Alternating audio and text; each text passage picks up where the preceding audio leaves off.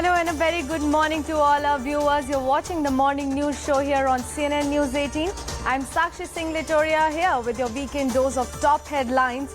It's the D-Day. It's that final day for that high voltage Panchayat poll elections for the state of West Bengal, which might become the deciding factor for BJP and TMC in the upcoming Lok Sabha elections next year. Now, amid tight security, the much-anticipated Bengal Panchayat polls is underway across the state.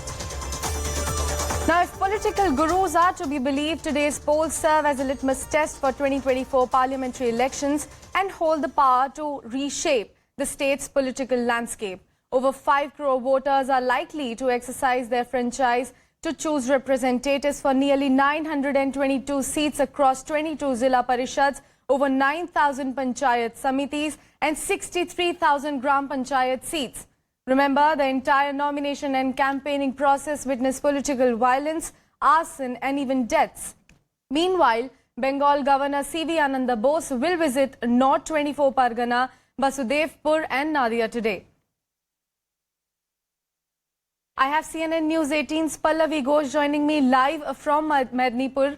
Pallavi, a very good morning to you. Since we talked about that violence in the state that erupted much before this elections, could you please tell us what exactly is the condition on the ground?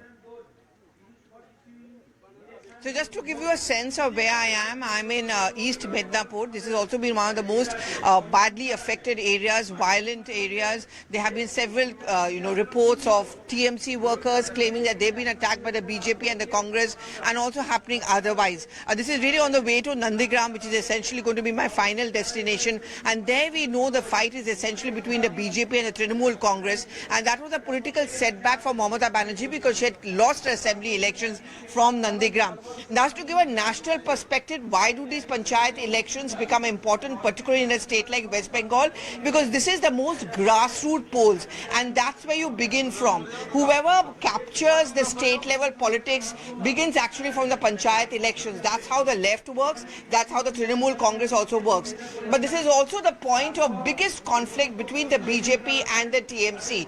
I think if you look ahead at the Lok Sabha elections of 2024, one of the main planks, I would say the twin planks on which the BJP is going to be working on is that of poll violence, and the second, of course, is corruption. The politics of intimidation, the politics of actually forcing people to end up voting for the Trinamool Congress. The BJP plans to use that for the 2024 Lok Sabha elections, and to make the point that people over here do not actually see real democracy. I'm going to try and get a sense from one of the persons over here. এখানটা অনেকবার বলে এখানটা violence হয়েছে, এইসব report আমরা পূর্বে মিথ্যাবোধে দেখেছি। उसके बावजूद हमें अनेक लंबा लाइन देखছি तो लोकरा এখানে ভয় পায় না ভোট দিতে शांति श्रृंखला वजह से यहाँ चुनाव होता है, पंचायत का वोट डाला जाता है। हिंदी में बोल रहे हैं। यहाँ कोई हमारा यहाँ तो लोग डरते नहीं हैं क्योंकि पूर्वी मिदनापुर में भी केस है। बिल्कुल डरते नहीं। हमारा यहाँ सेंट्रल फोर्स रखने का कोई फायदा हुआ नहीं। हमारा यहाँ तो सेंट्रल फोर्स का कोई दिखाई नहीं दे रहा यहाँ आज इस बार पंचायत में। So that's also been one of the complaints. And to be very fair, there's just so much of those central forces which can be stretched.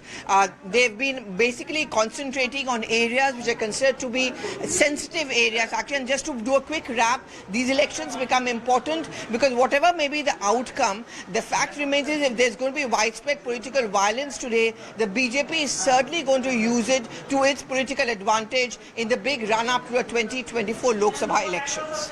Pallavi, I would request you to please hold on because I have Kamalika Sen Gupta joining me live.